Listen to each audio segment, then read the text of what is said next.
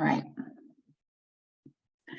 So this is just as a reminder that our working group is made up of members, that we get to kind of work together to periodically meet to, in this case, specifically talk about addressing greenhouse gas in business and discuss best practices, learn, and just share and generate ideas together.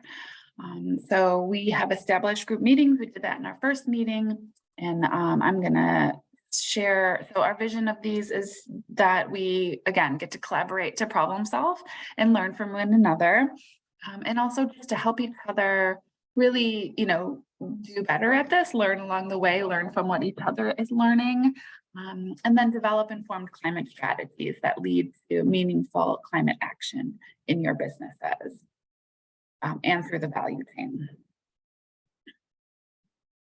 So our structure is 30-minute presentation and then a 30-minute discussion. And then if folks want to stick around for that last 30 minutes, we can break out into breakout groups or have specific conversations around your particular needs. All right, that's all I have today. Just wanted to remind everybody of that structure. As you know, Chris and I are always available as resources for you. So there's our contact information at any point just to reach on out. All right, I see a few more folks have joined. Welcome. And I am going to hand it over to Susan. Before Susan starts, you can go ahead and share your screen, Susan. I just, for those of you who just joined us, want to tell you, I am recording this. We will have, if you aren't already on the working group committee, there's a way to access that through the member portal. And we store our kind of notes, I'll take notes, and the recording there. There is some information that Susan's going to share today that's not public yet. So I won't post the recording until after that information has been made public. And then again, I just want to remind folks that, company specific information, they're asked that you don't share that out. This is really for our group learning. So yeah, those are the rules. I'll hand it over to you, Susan. Thank you so much. And thank you. Oh, can you hear me, by the way? Yep. Okay. I can hear you good. Yeah, thank you so much. Thanks, Jessie, for inviting me to present to the group today. Hello, everybody. I'm delighted to be here with you. My name's Susan Gilbert Miller. I work for US Venture Incorporated. I'm their Vice President of Sustainability. And it occurred to me, with so many people entering the field these days with the title of sustainability, I did want to just let you know a little bit about myself, that I've had over 3 decades of experience working in this area at the public sector, private companies, corporate level, with public sector as well, and then with not-for-profit. So I've kind of gone in kind of had a view from every one of those areas. I am an attorney. I have a PhD in comparative international environmental policy for the University of Manchester. And so if anybody wants to know more about my background or experience, you can ask me later. So a little bit about US Venture. We've been in business for over 70 years. We started off as a midstream oil transportation company of traditional fossil fuels. And over the year, we've grown into all kinds of other different areas. We're very diversified now and supply a number of different business, a number of our business units supply across the US. Our workforce is now almost at 5,000 team members, and our sales have exceeded $14 billion. Strategically, US Venture has identified sustainability as being a significant opportunity for the company to be able to provide experience and capabilities. And especially since the whole idea of sustainability in terms of people, planet, and prosperity really aligns with US Venture's values. Those of you in Wisconsin probably know US Venture is involved in a lot of corporate giving and so forth. So the whole idea of sustainability really aligns with our values. So because of that, US Venture has been developing a number of corporate solutions geared towards sustainability to help us leverage the expertise in the fuel sector, but also we have expertise with uh, technology platforms and so forth, which I'll talk about in a little bit more in a moment. We do believe in a polyfuel future because you can't just turn the switch off and say no more fossil fuels. So because of that, we will continue to own and distribute fossil fuels through our oil terminals, our US oil terminals. But we also now produce and distribute renewable natural gas through our US gain area. And we actually take dairy waste, or in some cases landfill waste, and turn that into renewable natural gas. We're also a solutions partner for helping companies just generally consider their transition to alternative fuels. And, with all of that, US Venture realized, they very, very quickly realized we need to be walking our own talk. We need to make sure that we're putting into practice practices that reduce our greenhouse gases and make us more sustainable internally. So with that said, I will say we're a complex company in that regard because of the high degree of diversification we have. So for instance, I already mentioned US Oil does traditional fossil fuels, US Gain does renewable natural gas, and they also do other alternative technologies like electric vehicle. But our US Lubricants division manufactures lubricants. Our US Auto Force division is one of the largest wholesale tire and auto parts distributor now in the US. Petroleum equipment is more of an engineering area to help companies with tanks and so forth. MFI is also part of our group with wholesale tire distributors. Our Breakthrough and iGen divisions are both software platforms. iGen has a software platform that I'll talk about. Breakthrough has a software platform I'll talk about a little bit later. And then our newest division was a division that's called Basin Lands. And that division is actually to help find new water sources, especially out in the Colorado area where there's been lots of issues with droughts. They're looking at non-tributary groundwater and being able to bring those water sources to the farmers in those areas. So it's a really diverse set of, as you can imagine, opportunities to work with. So, the first thing. Hello? Oh, sorry. That's okay. So I joined US Venture in September of 2021. And the first thing I did was, I wanted to do what was our current state, just do analysis of that. And so I did recognize that US Venture was providing these commercial opportunities, and a lot of resources and energy had gone into that area. But there was also the real need at that time to look at what the business case was for internal sustainability. So, all of those, you're all in this area. So, just reducing inefficiencies and waste, reducing the business risk to the company in respect to regulatory, but also in terms of future climate change impacts. Definitely of interest was to the company was being able to look at how it would support our company brands. You are all likely also familiar with the research that's been done on millennials and them wanting to work for companies that are considered to be more sustainable company. But the most important thing actually was that our president, John Schmidt, sincerely believes and is an advocate for doing the right thing. And so because of that, it was of great interest to him to make sure that we were moving forward with our sustainability programs. So as I said, I did this needs analysis, and you can see at that time what my calendar of events was, to do this data system review, data collection. It turned out that our data, like the first thing when I came in, I said, could I have a list of the locations where we operate? And it turns out that the company didn't have a single list of locations. And the lists I received, each one of them had different locations on it.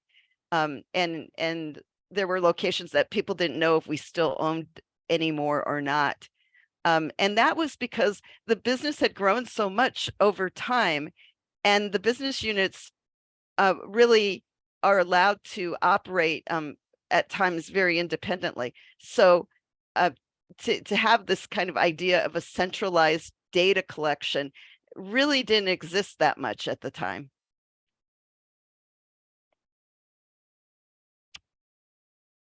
So I thought it might be interesting to you to see like what we've accomplished since then. So we've actually created our vision for sustainability, which is anchored to our key core values. So that included our vision. We've developed the sustainability management system. There's a group that was put together, which includes representatives from all of our business divisions, called the SWAT team, Sustainability Working Action Team. And we meet every 2 weeks to discuss what's going on and how we can move forward with sustainability. We worked on collecting all the data needed to create our sustainability baselines so that was for energy use, greenhouse gas emissions, and then we've started to collect for waste and water, but there's gaps in that. I'll talk more about that later. We identified what our strategic priority areas were and started to develop goals. We, the senior leadership team and board of directors, adopted key principles for what that strategy would be, and also agreed to adopt a carbon neutral strategy, which I'll talk about a little later too. We set reduction targets and key performance, identified our key performance indicators, which right now really is looking at that carbon neutral commitment.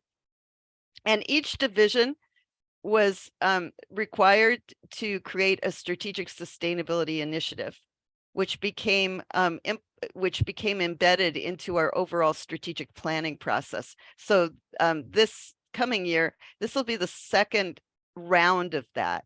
So the first round of that was for fiscal year 20. We were operate on fiscal year, so fiscal year 2023, as we start to come up to fiscal year 2024. This is the second time now we'll be doing a round of these strategic sustainability initiatives. Last fiscal year, when those strategic sustainability initiatives were adopted, that meant that the divisions started to kick off projects to be able to improve on sustainability priorities.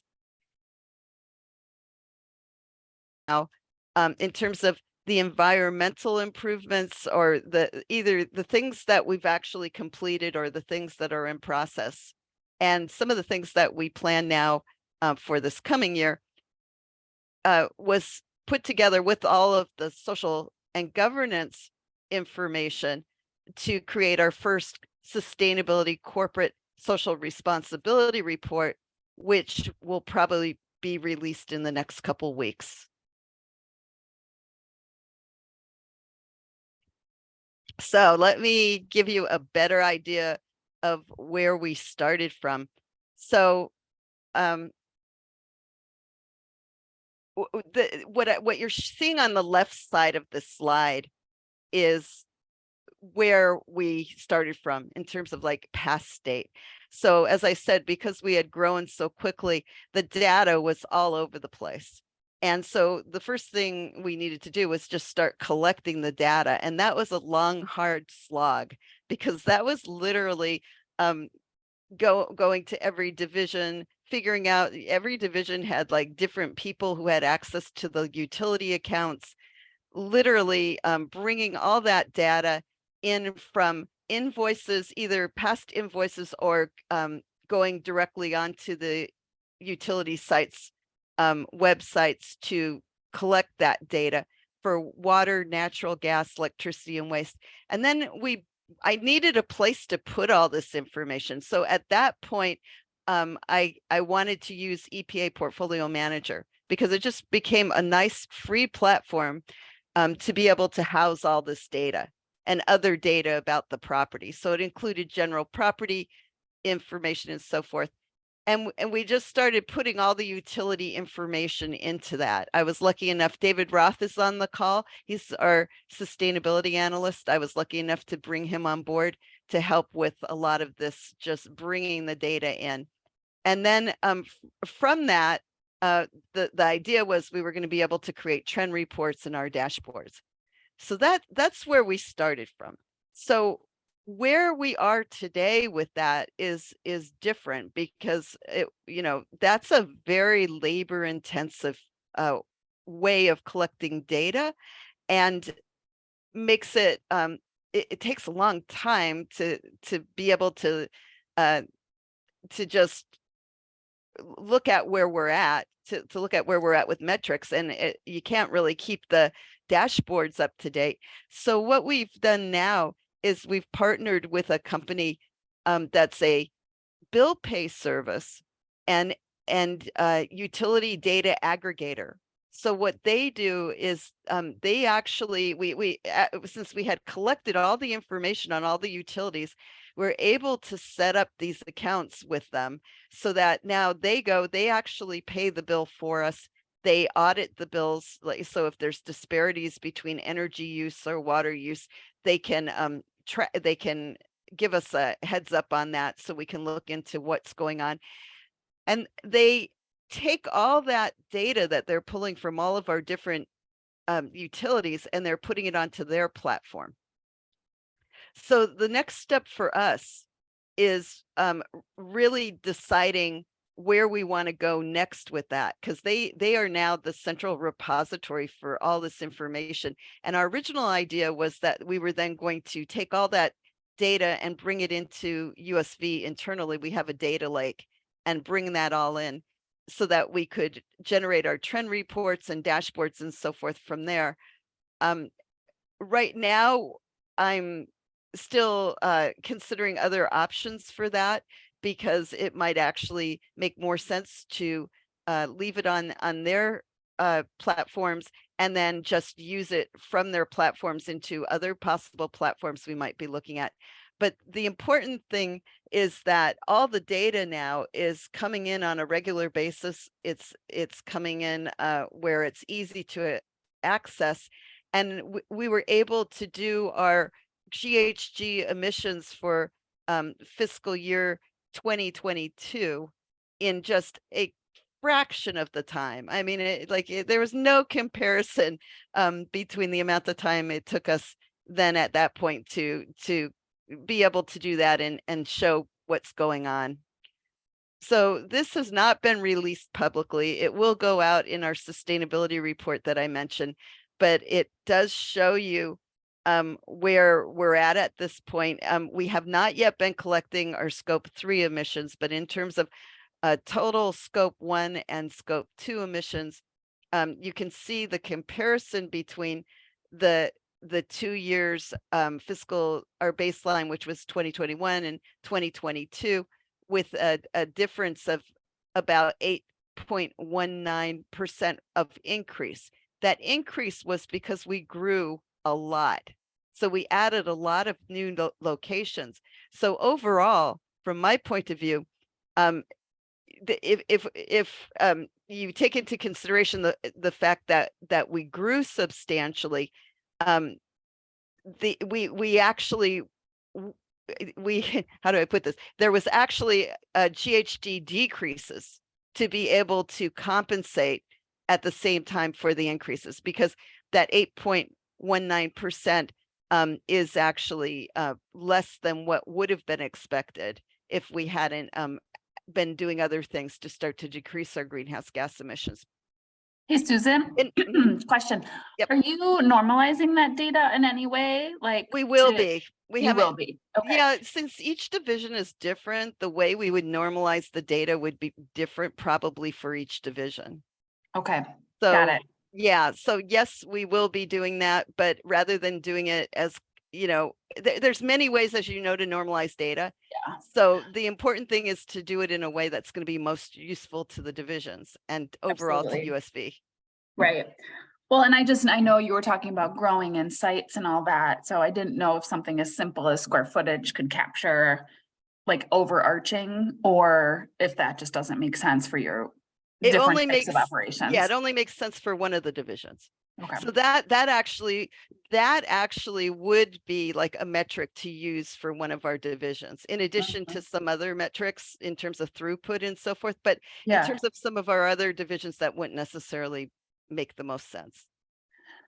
Well, yeah, that's interesting. It might be a nice conversation as a follow-up just to talk about how you manage that corporate wide when you have all these different types of entities. Cause I think that's something some other folks struggle with often is like, how do you, I mean, it's easy for you to say that, but like, you can say that, how do you put that in a graph or show that visually, right, in your report that actually your efficiency is increasing, even though the total is gone up, right? Right. Right. Um, Yeah, and then actually for us in some ways, since the companies decided to make a commitment to be carbon neutral for their scope 1 and scope 2 emissions, net emissions mhm. by fiscal year 2024 end, for the preceding year. So in other words, carbon neutral for our fiscal year 2023 emissions, net emissions. Because of that, in some ways the normalization is going to be important in terms of letting the divisions know what to do. But in terms of the approach that the companies decided to take, that idea of explaining kind of, yes, we're growing, and our GHGs are growing, but at the same time, we're going to be either decreasing those emissions or using carbon offsets to be able to just basically zero those out. The other thing that we added to our, we have biogenic emissions from our anaerobic digestion process for the RNG. And that was something else that we added to our inventory that hadn't been captured in fiscal year 2021. So this is also what we've been doing with with the data. We've been working on the creation of dashboards. Some of the dashboards are live, but well, for one of our divisions, the dashboards are live because they've been being kept up more manually.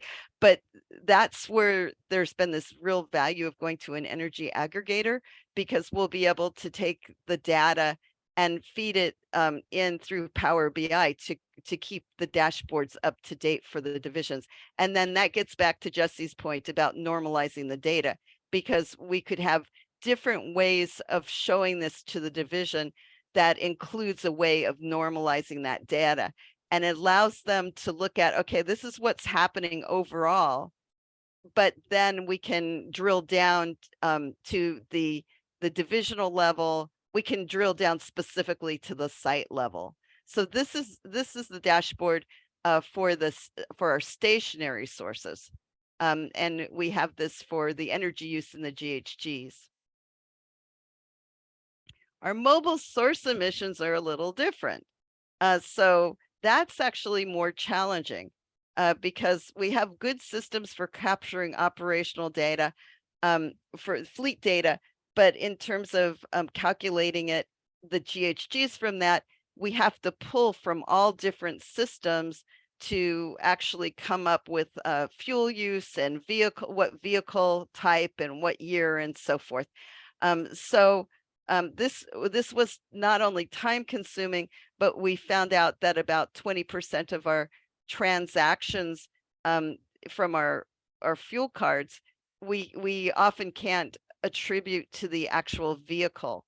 And I'll show you what the result of that was a little later. But we have a software solutions that was developed for fuel recovery, called, and that's our breakthrough system. And that was for third-party shippers who were shipping across country, to be able to collect, when the shippers were paying different prices for fuel in different areas of the country. It allowed the folks who were doing, who were contracting for that shipping, to be able to collect some of that money back when the price of fuel was less than what was originally anticipated.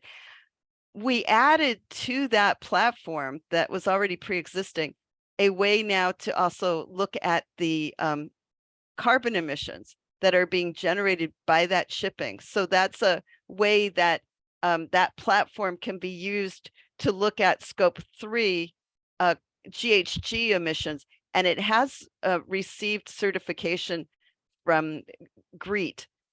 So it's a certified type of the calculations have all been certified now with the GREET model.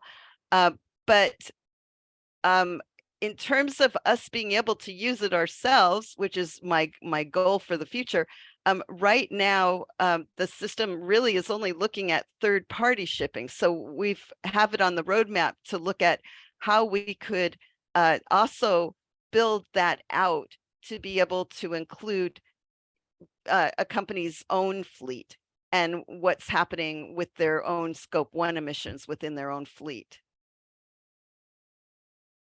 Now, having said all that, David was able to take that 20% of fuel card purchases that we couldn't attribute to anybody and start to create reports that we could give to the division to say, hey, you know, these are how many of our fueling that's happening that we can't attribute to what vehicle that fuel is going into. And so the idea here is to drive improvement internally. But the other use for this was I was concerned from the beginning about the potential for fraud, because we had no way of knowing who, you know, what vehicle was that fuel really being put into. And with these reports now, I know of at least 4 cases of fraud that have been identified within US Venture that have been now addressed. So there's other value to all of this. Oops, sorry, going wrong direction here. There you go. So I also wanted to show you what we're doing in terms of waste. So waste is like a whole nother thing for us, because we don't have the ability in many cases to track the waste that's being generated. So we've been unable to, we know waste is being collected, but in terms of the amount and what's being recycled and so forth, there's at least 50 of our locations that we haven't been able to get that information on. So one of the things we did was we created sustainability champions that are responsible for on the ground location. And we've been doing data calls with those locations and using the sustainability champions to get that information. And we discovered that the majority of our sites are actually not recycling because they don't actually have recycling dumpsters to be able to even recycle. So that's a gap that we're currently looking at, and we're looking to close the gap and identify what solutions are going to be most appropriate for that. Now, I can see the time is ticking, so I don't want to spend a lot of time on all the things we've been doing to be more sustainable. But if you have questions, I'm certainly open for all that. But just to let you know, we've been doing direct carbon emission reduction projects with solar. I have more detail on it on the next slide. And energy efficiency projects. We've been looking at having pilots with different types of alternative fuels to see what is really working. We actually trade in carbon offsets, but in addition to that, US Venture is looking at developing their own carbon offset projects. they purchased 3 islands to be able to do that with. They're reforesting the islands. And then we're working with industry partners to help them with their sustainability efforts, everything from end of life tires pilot to also, you can see a picture there of a solar microgrid for Dahlman East River Dairy, which is in Wisconsin, for RNG. And I will talk a little bit more about that because it's such a cool project. But you can see here what we've been doing in terms of the divisional projects. Auto Forces West Dallas project is installing solar panels, which is expected to have a reduction in grid energy, which will be about 52%. And that system is going live as of the 10th. So this Saturday, that system is going live. The Dahlman Farms project is both a solar micro array and also has on-site combined heat and power technology, which allows us to reduce the amount of boiler heat that needs to go to the amount of sorry, not boiler, but the amount of natural gas that needs to be used by a boiler to heat our digesters. And that project is expected to produce 1.9 gigawatts of electricity annually, which would offset about 97% of the digester's electrical load. We also have another project being kicked off in Dallas Fort Worth. That's actually at one of the US oil terminals. That'll be an oil terminal that will be able to be powered by solar. Oops, sorry. And we've been, and on the other side of just like reducing GHGs, there's been lots of other things that have been ongoing. So installation of vapor recovery units at our US oil terminals, for just conserving energy, installation of variable frequency drives, looking at lighting upgrades and energy assessments, boiler replacements, and so forth, all kinds of, operational improvements.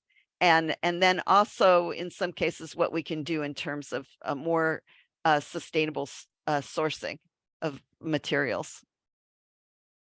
And then the last thing I'll mention is just another sustainability solution that's been being developed that was really near and dear to the heart of our president. And that's a employee engagement platform called Zero Me. And so Zero Me focuses more on individual footprints. So like I, as an employee, can learn more about how my own personal footprint is generating GHGs. And then it gives a lot of employee education information and so forth. So we're really looking to develop this as an internal employee engagement tool that could be right now it's deployed to certain groups within USV. So we're looking at how we could continue to use that to advance our own sustainability with employee engagement, but then eventually also make that available to other companies to be able to use for connecting with their own employees on this topic. So that's pretty much it for today, until we get to questions and discussions. Awesome. Thanks so much, Susan. Lots of sort of moving parts that you've sort of brought together. And I remember talking really early on to you about how challenging it was to get the addresses and connect with each utility and really start collecting that data and doing that all manually, and then moving to, a more systematic approach to doing Absolutely. that. Yeah, I think like from my perspective, I sometimes like stand back and I just think, man, we have done so much in a relatively short period of time. I mean, for us to be able to say, okay, we're going to have our first sustainability report go out. Now, it's not going to be, it won't be aligned to a specific standard at this point because we're privately held. and our leadership didn't really, we're not ready to do that. And there's a lot of things that are required in terms of sustainability reporting from a standard point of view, which as a privately held company, we weren't really wanting to disclose. But the fact that we have gotten to a place where we will be going, public with our greenhouse gas information, our energy usage, our hazardous air pollutants information, safety records, like so many things that we'll be able to be going out with in a relatively short period of time. It even surprises me sometimes in a good way. Awesome. Well, what thoughts, reactions, questions do you have for Susan?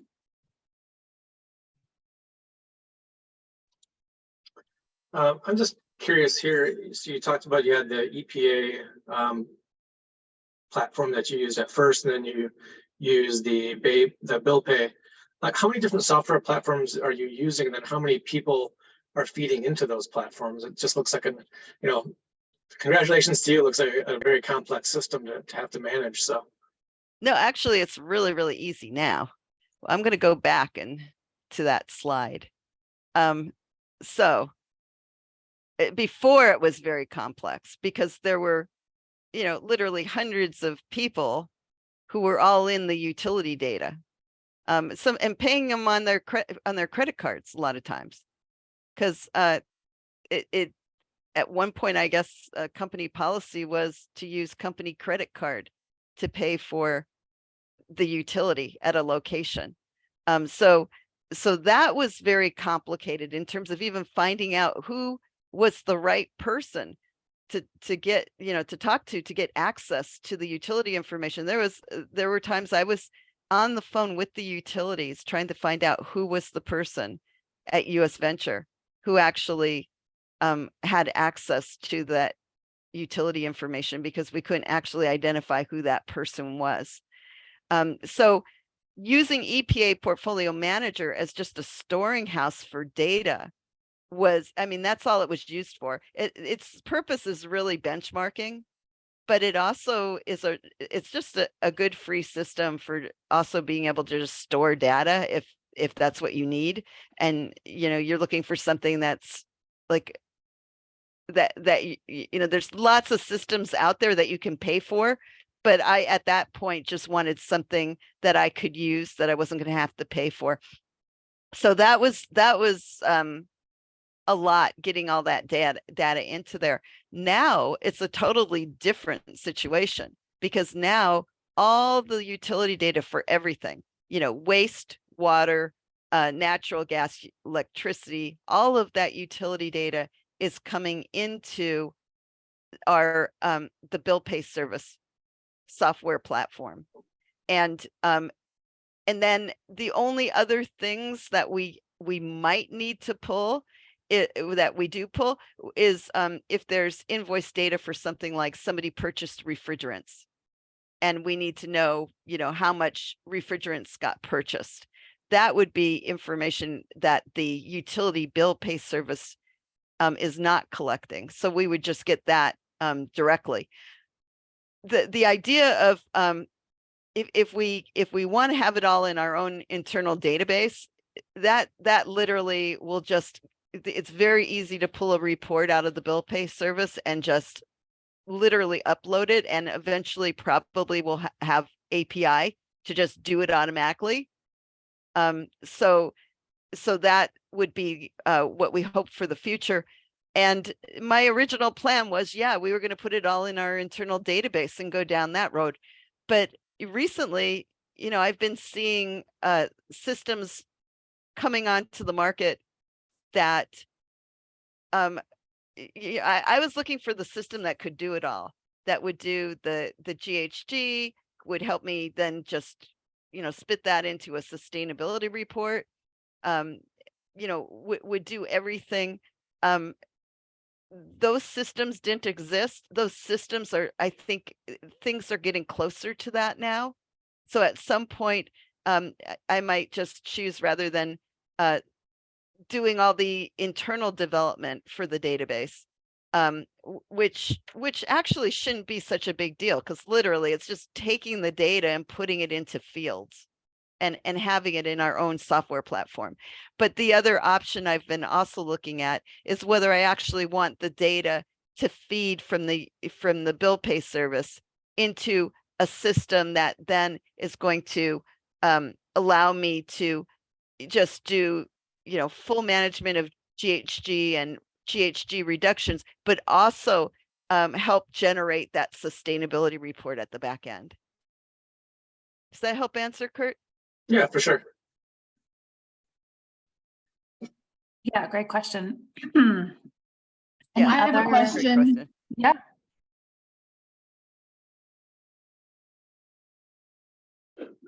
We can't hear you. I was a question about why did you pick 2021 as your baseline and not a previous year before COVID? Well, so we're on fiscal year. The original baseline that was being looked at, I think, was 2020. And I didn't want to use that because of that. But 2021, because we could gather the information, and when we were looking across the divisions, we were already coming out of the impact of COVID by 2021. So for our business, that was, we were already on the upswing. Now, having said that, I will likely have at some point I will probably likely adopt rolling baseline anyhow, because for us to have a static baseline when we continue to grow doesn't particularly make a lot of sense. Okay, so you didn't ever consider using like an earlier historic year to show more of No way to get the data. Oh, okay. Yeah, absolutely no way to get the data. I couldn't even get the data.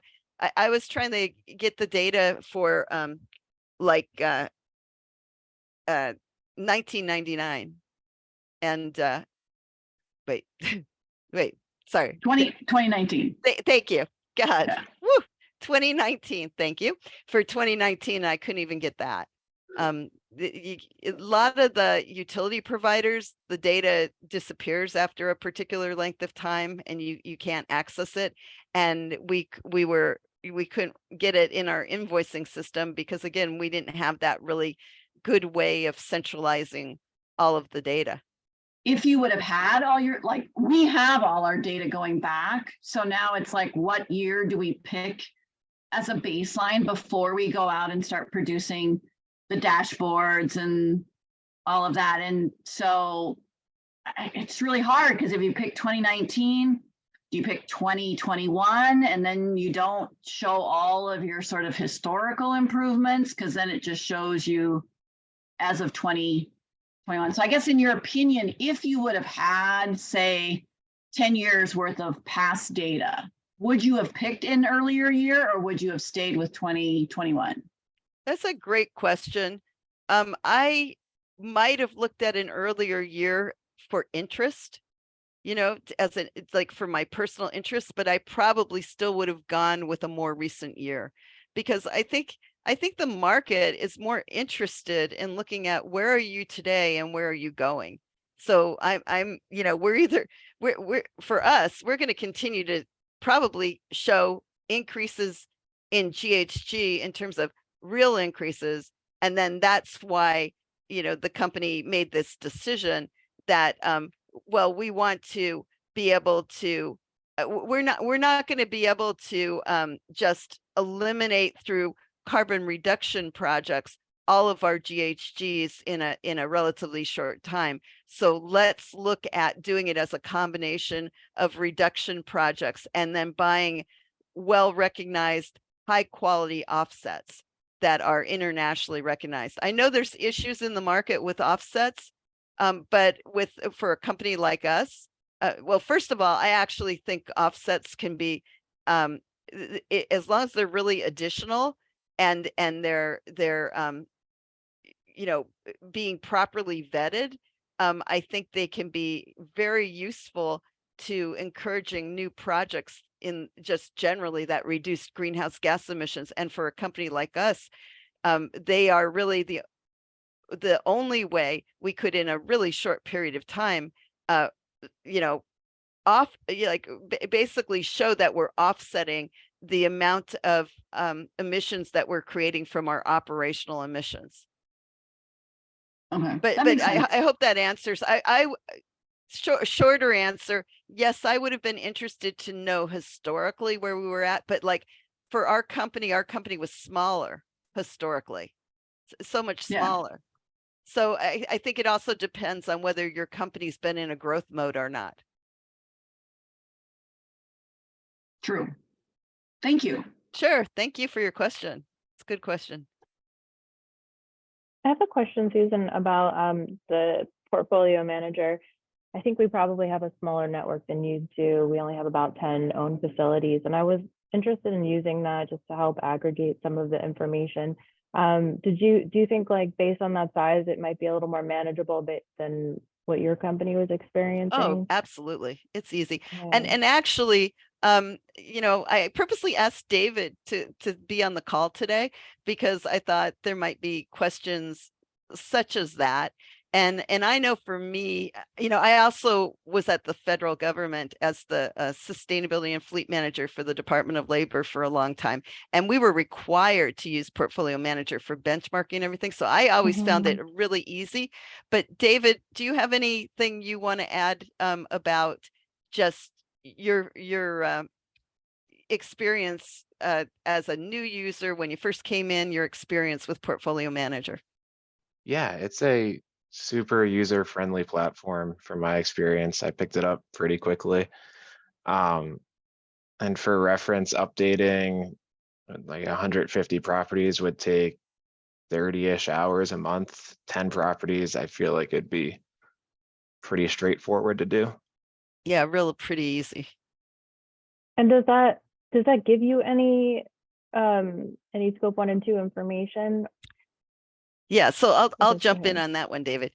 It does, but it wouldn't be information that I would actually use for your calculations.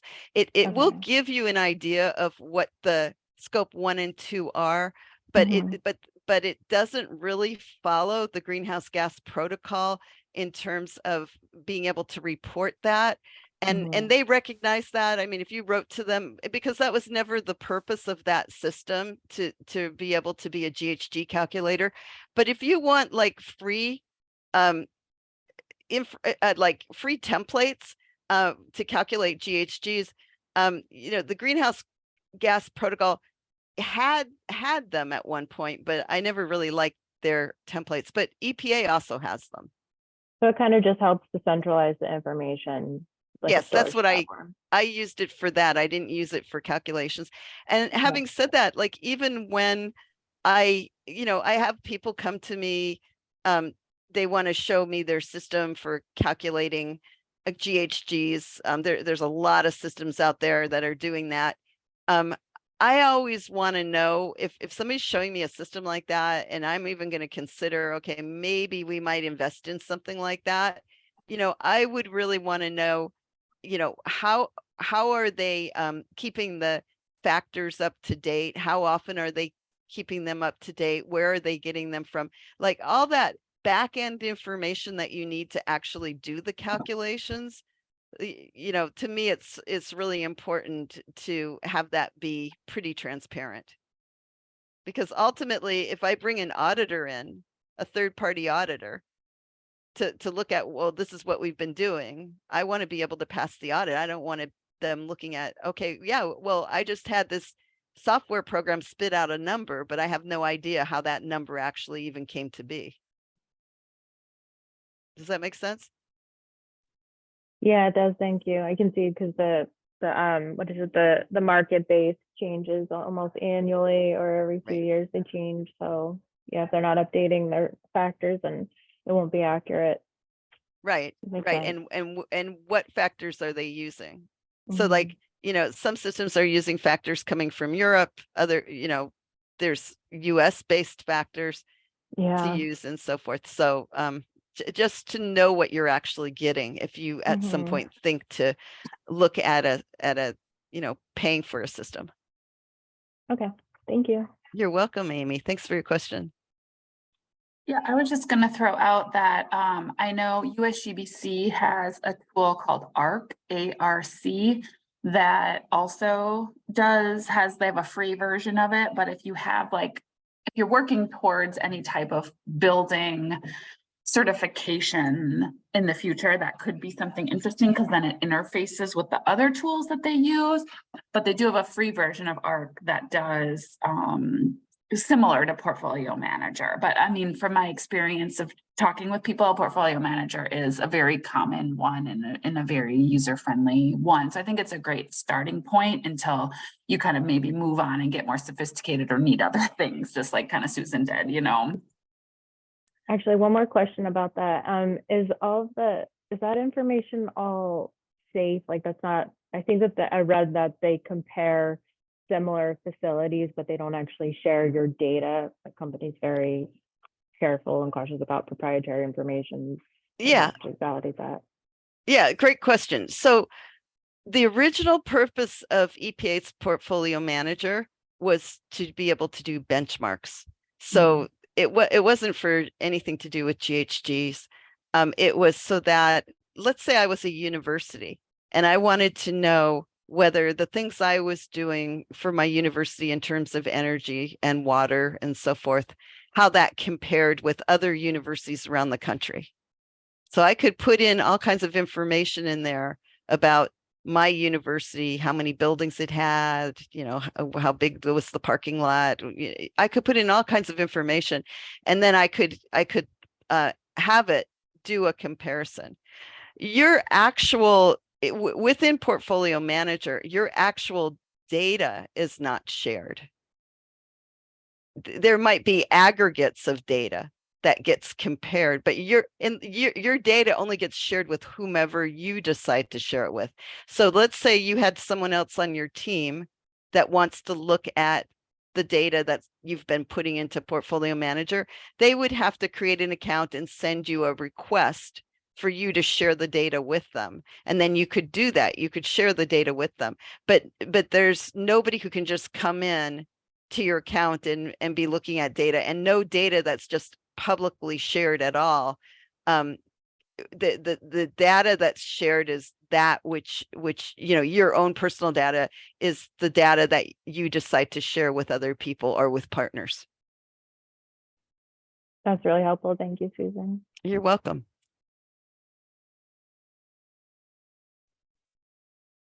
Susan, I had a question about sort of, you had mentioned the SWAT team, which I love that name.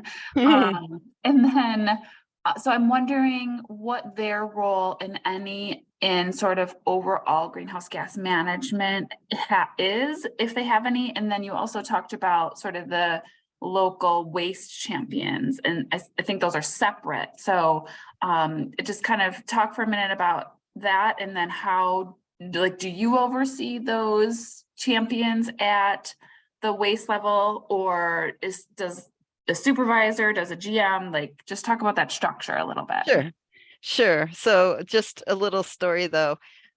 So there had previously been a group at US Venture to bring together people to like talk sustainability. But I had a bit of a reaction to that because their name was Sustainability Action Team, which was SAT. And I thought SAT is not very action oriented. So we actually, so I actually put it out to the group with suggestions on what we would change the name to, and SWAT was the winner. And I like that because yes, it definitely describes, you know, what the hope is for people to be way more action oriented about this. The SWAT team, the folks on the SWAT team were selected by the divisional presidents, and the participants have changed over time, and the kind of level of person has changed over time. So I find that really interesting because sometimes it's going to be sometimes it's been someone at a very high level. Like I have quite a few VPs on that group. But sometimes it's like somebody, you know, a division might think, oh, I want the person who's like involved with marketing on the SWAT team. I'm not talking corporate marketing. The VP of corporate marketing is on the SWAT team too, but I'm talking about like at a divisional level. So the complexion, if you will, constituency of that group does change from time to time. The general idea is to serve as it serves multi-purposes. I mean, I'd look at it as it's an education group. It's a group to initiate discussions. It's a group where we can talk about issues. I ask the divisions to do updates about what's going on in their division on the projects that they're implementing for sustainability. I am the facilitator of that group.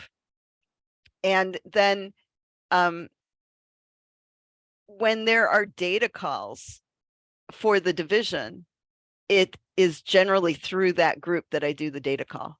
So like, for example, because my company has a propensity for buying new things, and I don't necessarily know about it till, you know, somewhere down the line. Like to me, my favorite story on that was the first time I ever came to show them the greenhouse gas inventory for fiscal year 2021, and I was like presenting this and stuff, and one of the senior leadership team members looked at me and said, well, does that include the 3 islands we purchased? And I'm like, 3 islands? What 3 islands? You know, and that's how I found out about the 3 islands that had been purchased.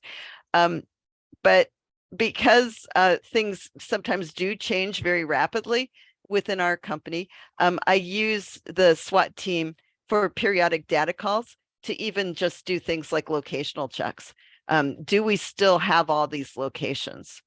Are they still all operating? Or, you know, have we added a location? Have we gotten rid of a location? Have we consolidated 2 groups into a new location? Because we did that too last year. Breakthrough Fuels and iGen consolidated, and they both let go of lease space, and they moved into what is now one of our own buildings, and so forth. So I do use that group for data calls, and especially in the beginning when we were trying to get information on just the data generally, they ended up with a lot of data calls. I also work with them on the SWAT team. We work on the strategic sustainability initiatives. So I do meet with the divisions separately about that, but the work about, you know, what should that template look like that collects the information, goal setting, things like that. That's all things that are brought to the SWAT team for discussion. I'm going to be having a discussion in the near future on sustainable marketing claims, because there's been a lot of, if you've been watching the news lately, a lot of activity in that area with some big lawsuits happening in the area of greenwashing and so forth. So that's kind of my go-to group for trying to get information to the divisions at a high enough level where it has, you know, the attention. That's not the only way that happens. I do regularly present to the senior leadership team. I also present to the board, and I have meetings with the president to keep him informed on what's going on.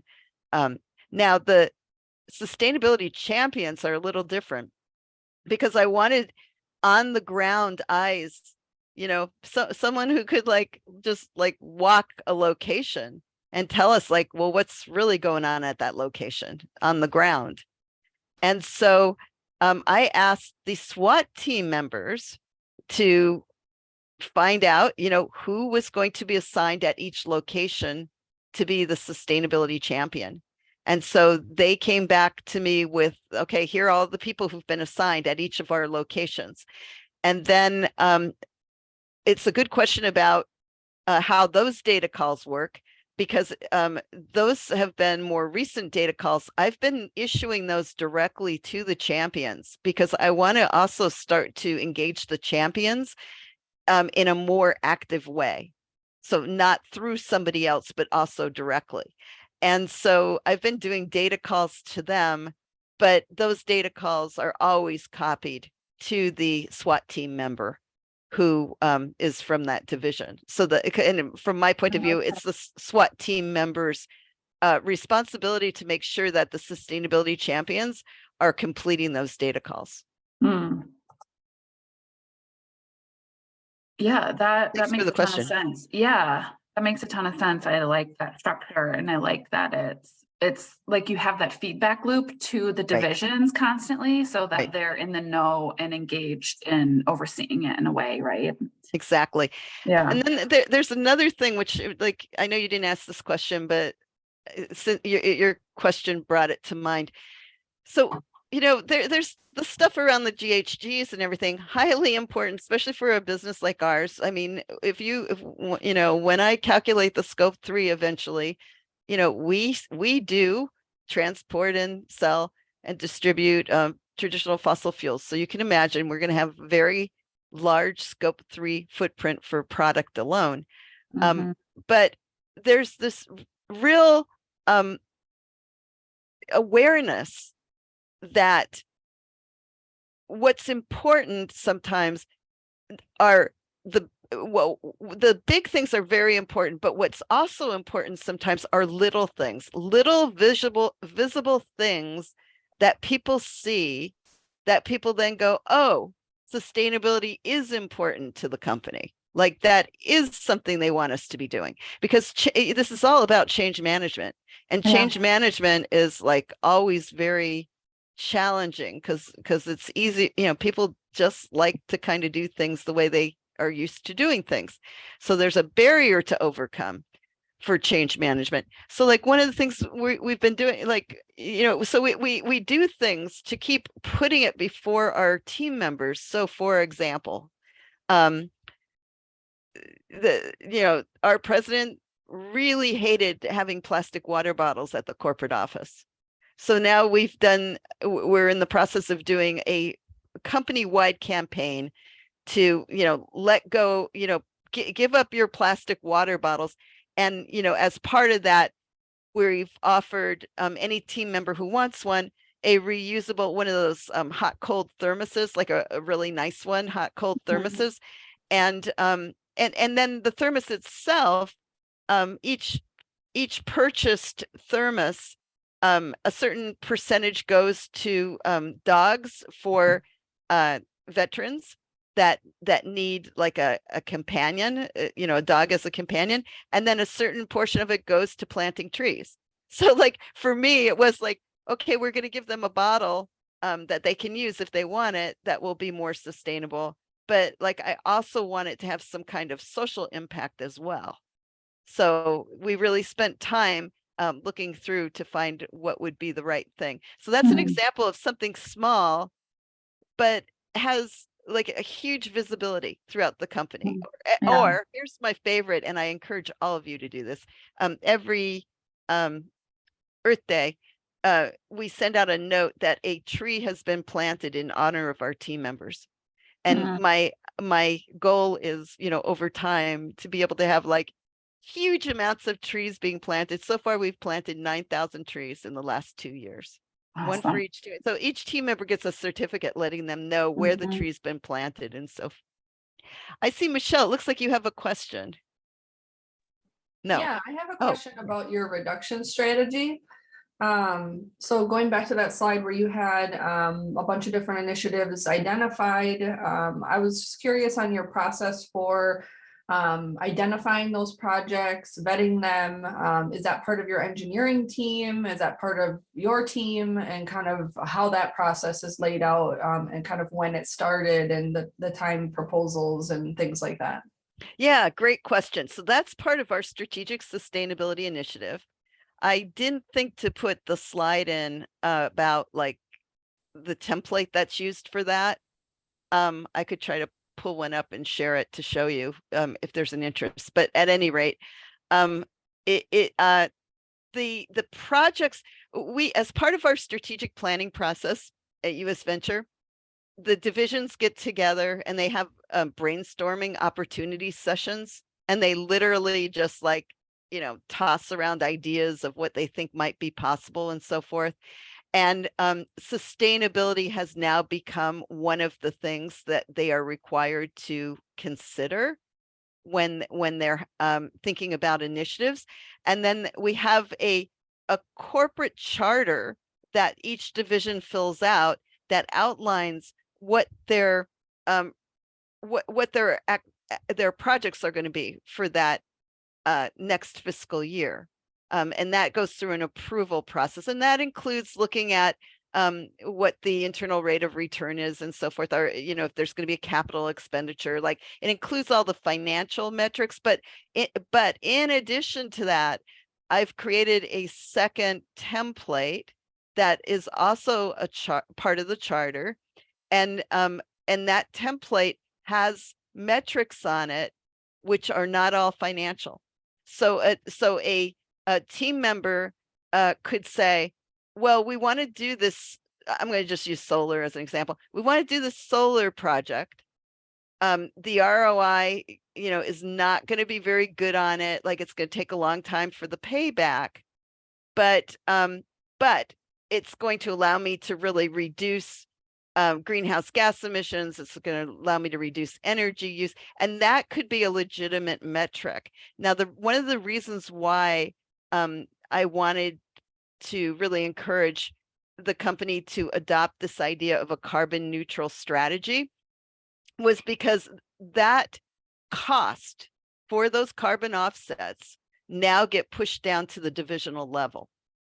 So when they're doing their strategic planning now, if they're doing any kind of financial analysis, the cost of what it's going to take for them to buy offsets becomes an incentive for them, and helps in some cases to overcome that barrier to going forward with a project, because it now might make a project might significantly change the ROI on a project to be able to, they won't need to buy the offsets. Now they can invest the money in actually doing a project that will do a permanent reduction of GHG emissions. But so have you set a price to carbon internally, or? Yep. Can you share both the template that you use for kind of your the strategy for how you're able to measure like the impact for these sustainability metrics, that template you're talking about? Yeah, I don't know that I can actually share it outwards. Oh, okay. But I was thinking I could have shown you maybe it's not in the presentation, so I don't know that I can just say, because it's part of the USV process. Oh, okay. Gotcha. But it wouldn't be hard for you to put together a template for looking at, suggested projects and something that ties back to the financial analysis of that project. My particular template, the charter, just shows the high level, what are the projects that are going to be done. But then I have another tab behind it, which is a specific project template where somebody would have to assign the roles and the responsibilities for that project. What are the different action steps that are going to be taken to implement that project? And then all of that gets tied back to whatever the financial analysis was that they needed to do for that project. In terms of the cost to carbon, we're going with a market rate right now. So the market rate right now is pretty low. It's about $5 per metric ton of carbon, but there's an understanding that can fluctuate. Like if you look over in Europe, I believe it's over $100 a metric ton. So we have an understanding that price may significantly fluctuate over time, but right now that is the current price. It does vary. That's the low end. That's one of the lower end prices. You can go even lower, but that's one of the lower end prices for, a reasonable carbon offset. But some of the other offsets, like for biochar and things like that, can go higher. What source do you use for that? What?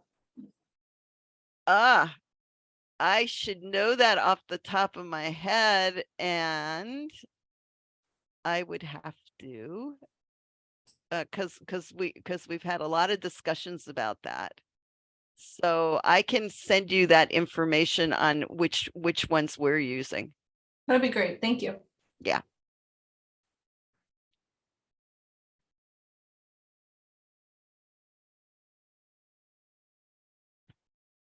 Awesome. And I'm sure, Michelle, if you have any questions for Susan, she'd be willing to, meet with Sure. you outside of the group to kind of talk through specific questions. I think you're both kind of at similar points with similar kind of, structures. So it might be useful for you two to connect. This has been great, Susan. Lots of good information. It's great to hear so much more about all that US Venture is working on. Does anybody else have any specific questions for Susan or thoughts, questions related to what you're working on?